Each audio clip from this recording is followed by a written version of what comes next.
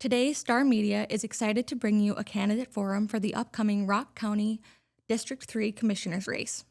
The election will be held on Tuesday, August 11th, and the two candidates in the running are Deon Carriere and Rick Peterson. We have them here today to ask them a few questions about county issues and how they would lead if elected. They will have 2 minutes for each questions, and the candidates did not receive the questions in advance.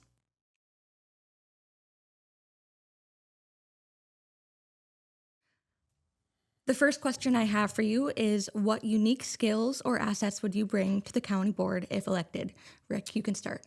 Well, my unique skills would be just general information and knowledge of Rock County and how the government works.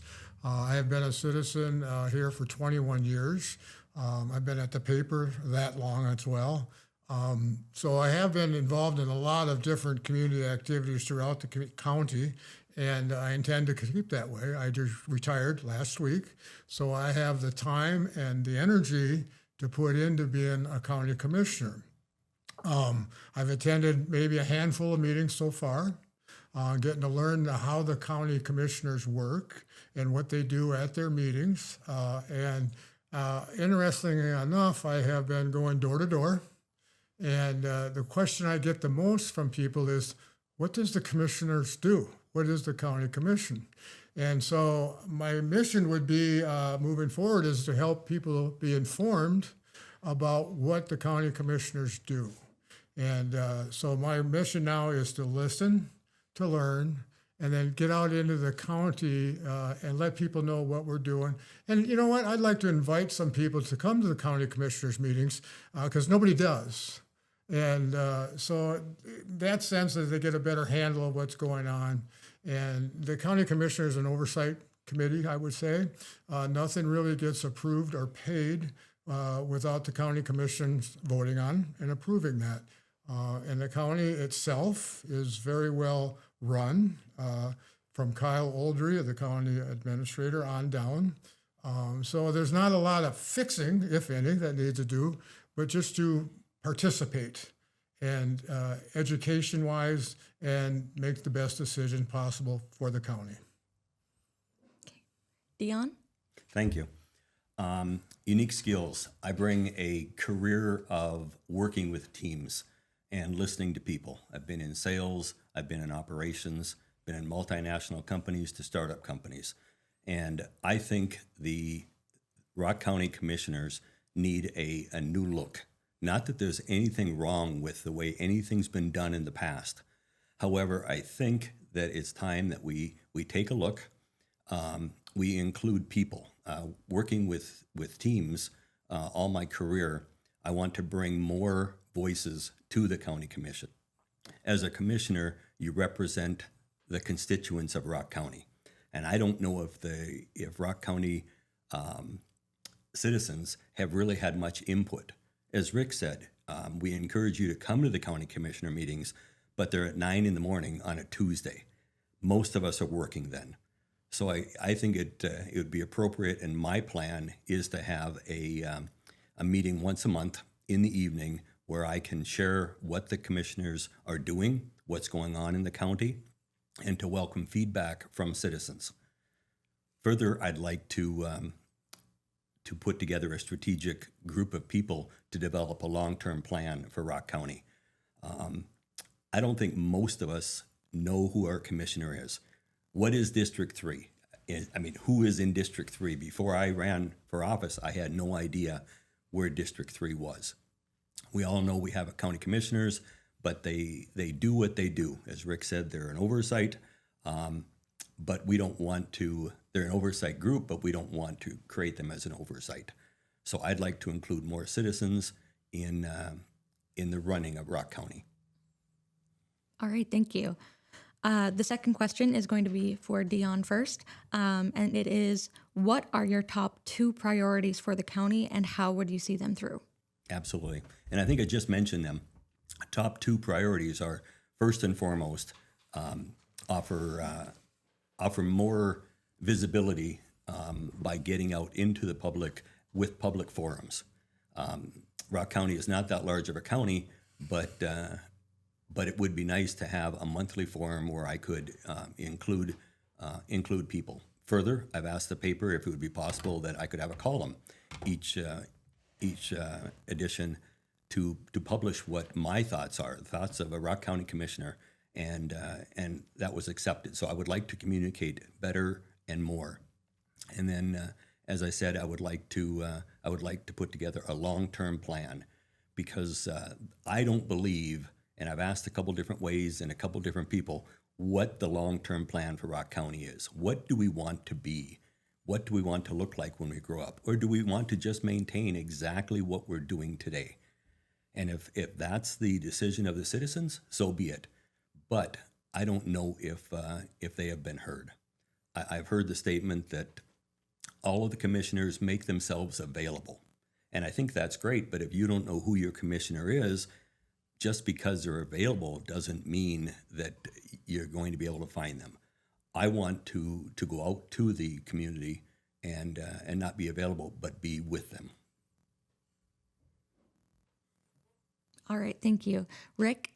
My top two priorities are kind of in a motion of being developed as I go along, because the more of the meetings I attend, the more of the diversity of what goes on in this county I've been becoming aware of. I was at the meeting just earlier this week, in fact, and the things that were discussed at that meeting, a range of wide of topics. And, Eric Hartman was there from land management, and he discussed a cell tower going up by Beaver Creek or Hills in that area, and the process of that getting put together, of the licensing, public meetings, all the hurdles and hoops that they had to jump through, and for finally bringing that to the county commissioners for approval.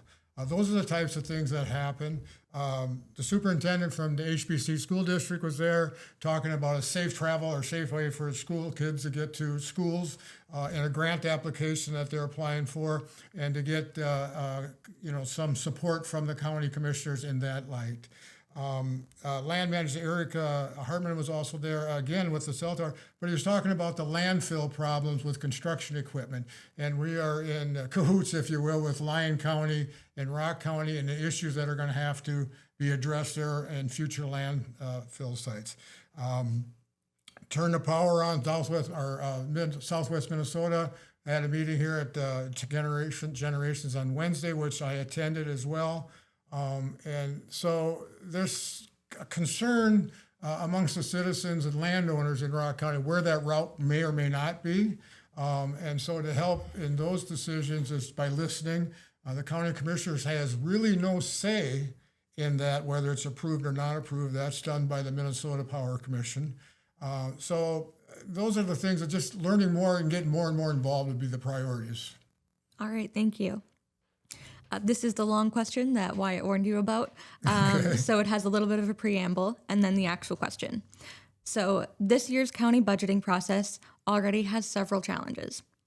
From a funding gap for Southwest Health and Human Services to ongoing inflation affecting materials, equipment, and more. The winner of this race will take part in this year's budgeting process. When setting the tax levy, how would you balance funding county services, many of which are required by statute, with the needs of county residents already facing their own challenges from inflation? That's me first? Yes, it is. Okay. That was also discussed at this week's meeting. Mm-hmm. And the Southwest Health and Human Services has made a proposal to the county as a 15% increase. At one time, there are 6 counties involved in the Southwest Minnesota Health and Human Services. And at one time, they decided that, we'll enact a 10% maximum increase due to some unforeseen circumstances. And the budgetary shortfall due to Washington and our state legislature is the cause of this problem. So they're requesting a 15%, which is over the 10. Kyle was at a regional meeting last week, and the participating counties had decided that they would go the 10%, and then wait until June or July when the Minnesota session is back to work, and maybe they will address the shortfall at that time. If that doesn't happen, and then they'd come back to the counties for the extra 5%. At this time, I don't know enough to make the decision yes or no on that.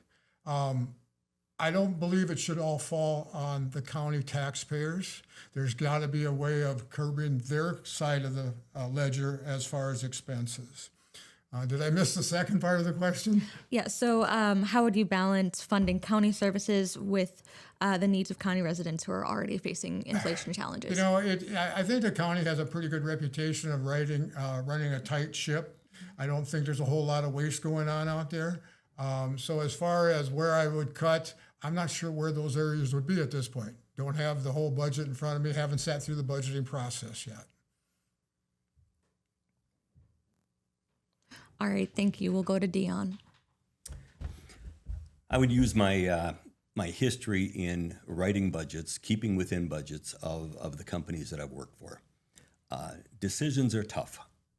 Not everyone can be happy with the results. However, I think to Rick's point, Rock County has done a great job maintaining and balancing the budget each year. But with the budget cuts that are coming, decisions will have to be made, tough decisions. And we'll need more information in order to make those tough decisions, but they will have to be made. And if we think that they won't and the money will just magically appear, it won't. But let's not put more burden on the backs of the citizens of Rock County and just go with an automatic increase to the levy. That is an option, but as homeowners are trying to balance their budgets and farmer organizations are trying to balance their budgets, so is the county. And it's not fair to put it all on the backs of the taxpayers. So unfortunately, some services are going to have to be looked at. Some may be eliminated, some may be cut back, some personnel may be cut back, some expenses may need to be cut back. It's just the way things have to be done. All right, thank you. Both of you kind of addressed the second half of that question, which was if you were forced to find a way to reduce the county's budget, where would you consider cutting funding? So I think unless either of you have more to say on that topic, we can maybe go to the final question.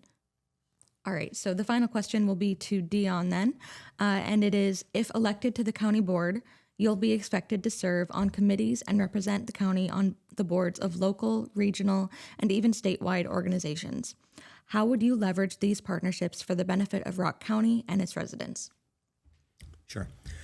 I think that's why commissioners or elected officials serve on committees. It's not just so you can be informed of what's going on and bring it back and maybe share some information. That's not the reason at all.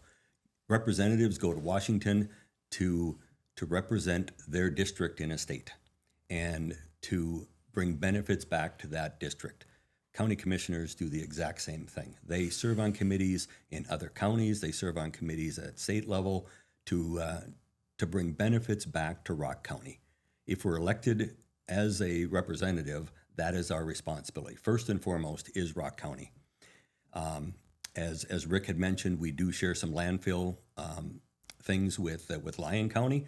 Those types of things are benefits that serving on committees can bring. If one county or one jurisdiction is short something and we're long on that, we can help them and vice versa. And I think that that using those partnerships is the best thing that a commissioner could do.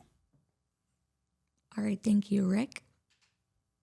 You know, it's an interesting question because you will go to all the county commissioners meetings. So, you know, on each and every agenda, towards the end of that agenda, each one of the commissioners give a report on the committees they've served on or were at their meetings over the last 2 weeks. And those committees are very important. There's a wide variety of those with land management and Southwest Mental Health and Human Services, economic development, probably labor relations, budget committees, other things across the Southwest Minnesota. Those visitations or those participations on those committees are important, not to just show up and listen, but to bring back what the committees they're doing to the rest of the county board and share that information. You know, it's interesting, budget seems to be a big thing. In the fact that the committees that are the commission meetings that I have been to so far, it seems like everybody that sells or does business with our county has no problem with increasing their rates of what they need. 15% for Southwest Health and Human Services. Right now, we house our inmates in Nobles County at a rate of $75 a day. Nobles County is now asking us for $150 a day. That's a sizable increase by anybody's stretch of the imagination. We're also working on upgrading the Motorola radios at the law enforcement center. Motorola's got somewhat of a handle on the competition, which is very minimal, and they are requesting an exorbitant amount of increase from upgrading our equipment. Not only that, but then they want a $150,000 a year or 2-year service agreement. So dealing with all that stuff, coming back to the board and making those decisions. All right, thank you. That is my last question for both of you, but I do have a moment for you to both offer closing statements. And so Rick will be able to go first for that. But in the closing statement, please address why voters should choose you as their candidate. Okay. The whole campaigning process is new to me. And we both got the blue shirt memo today, so we're good about that. And as I said earlier, as I went around and visited with people and they asked about what the commissioners do, they didn't know what the commission was, and some didn't even know there was such a thing. So I can help them learn that and get accustomed to what that is about. I think I've been in the paper in their homes for the last 20 years, so they should know me. They can trust me. I work hard at whatever it happens to be that we're doing. I didn't really decide to do this until Memorial Day this year, because in this business or the paper business, it just wouldn't have been a working deal. Conflict of interest would come up. And so I ran into Greg Berger at the Memorial Day service, who this is the position we're filling because Greg moved to South Dakota. And I asked him what he thought about me running. And he was very, very encouraging, said I'd do a great job. I'd be very interested at it. So that next day, Tuesday, I went down and filed for election. And so it's been an interesting process for me. I look very much forward to serving the citizens of Rock County. The whole campaigning thing was a little different thing for me. So I sure hope to win. Whether I do or not is yet to be determined. Tuesday, special election at the Generations here in Laverne for our polling place and any other polling, and mail-in ballots are also available. But I did get to campaign with my 2 granddaughters. And that's what I'll remember most about this, is to sharing that couple hours with them doing the campaign. So, and thanks for this interview. Yeah, of course. Thank you. All right, Deon. You bet. I guess what I would bring is a difference of background. I look at the current makeup of the county commissioners, and I stand totally different from all of them. I moved here 17 years ago. Most of the people of Rock County don't know me. I mean, I haven't had a weekly column. I don't live in Laverne. I live in rural Laverne. I own a bar as a part-time business in Hills, totally different districts. Some of those people know me, but I am unknown. And that's probably the biggest difference between Rick and I. I'm going to say either one of us would be a good candidate. Gotten to know Rick a little bit, and I'm not doing an advertisement, but I've gotten to know Rick a little bit, and I think the citizens of Rock County will win either way. But the perspective that I bring is just that. It's a totally different perspective. It's one that is not the status quo. Not that the status quo is wrong. I believe that we need to include the citizens more. We need to inform them more. Again, as Rick said, a lot of the people he's met don't even know there's a county commissioners. How many people even know that this decision will be made at the primary election? How many people vote at the primary election? I go back to my civics in high school, and I have voted in every election since 1984, when I was able to vote, and I think the process of representation is extremely important, because more decisions that affect you in your life are made at the county level than are made at the federal level. And everybody watches federal politics, and people vote on federal politics, but they skip the local ones. And like I said, more of your dollars are decided at this level than at that level. So I'd like to help you save some of them. All right, thank you. And also thank you both for coming to this candidate forum and participating. And thank you for running for county commissioner. It's a really admirable thing to do, and I'm sure that both myself and the community appreciate it. So Thank you. Thank you. Thank you, Rick. What, man? thank you to both candidates for stepping up to run for elected office. Be sure to visit the Rock County Star-Herald homepage and click on the Elections 2026 tab for more information on the candidates, how and where to vote, and the results for both the August 11th election and the general election in November.